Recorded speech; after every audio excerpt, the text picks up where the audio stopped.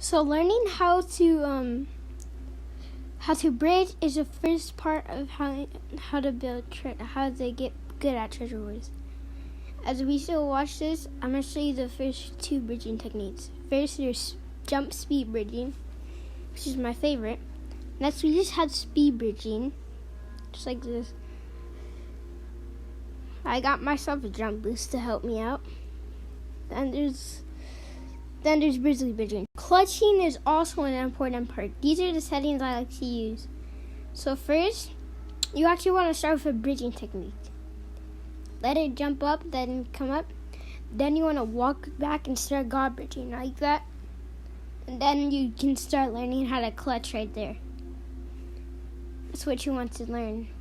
So after researching and watching videos and playing the game too much, I have come up with the most complete combo tutorial on the internet, I think. Anyway, let's get started. Part 1, starting a combo. Alright, so first a bit about knockback. So as you can see from these clips, when the opponent is standing still, they take a lot more backwards knockback, but when they're running towards me, they take a lot more upwards knockback. It gives you a little bit of a boost. So 2 boosts in a row are how you start a combo. The boosts don't actually have to be regular hits. You can throw a snowball or shoot a bow to count as 1 boost. You can also throw 2 snowballs, and that will count as both boosts, and you can just combo them from there. The easiest way to start a combo is by using projectiles, because it guarantees that you get the first hit. I recommend setting up a hotkey to your snowball in both slots. That way you can switch between them and your sword very quickly. You also want to go for low ground advantage. If you're lower than your opponent, you can hit them from farther than they can hit you, and here's why. The way Minecraft calculates reach is it puts a line out from your head. You can hit someone from farthest away if you're looking straight forward, but if you're looking up or down, you can't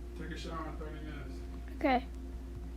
actually reach as far in front of you. Because of this, if somebody's above you, they have to look downwards, and they might not be able to reach you while you can still reach them and hit them in the legs. If you're not using projectiles, here's a few things to remember. 1. Sprint to get the first hit. The way the game physics works, you just can't get the first hit if you're not sprinting forward. 2. Place a block in front of your opponent. Placing a block in front of your opponent breaks their sprint so they don't get the first hit, and usually it throws off their aim as well. 3. Strafe left and right so that your opponent misses hits. It's a lot harder to hit a moving target when they're circling around you. Also, strafing will make your movements more unpredictable and harder to aim at. And 4. W-tap myth. You may have heard that W-taps deal more knockback, but this is not actually the case on the Hive. On the Hive, regular hits do the same amount of knockback as W-tapping. Part 2.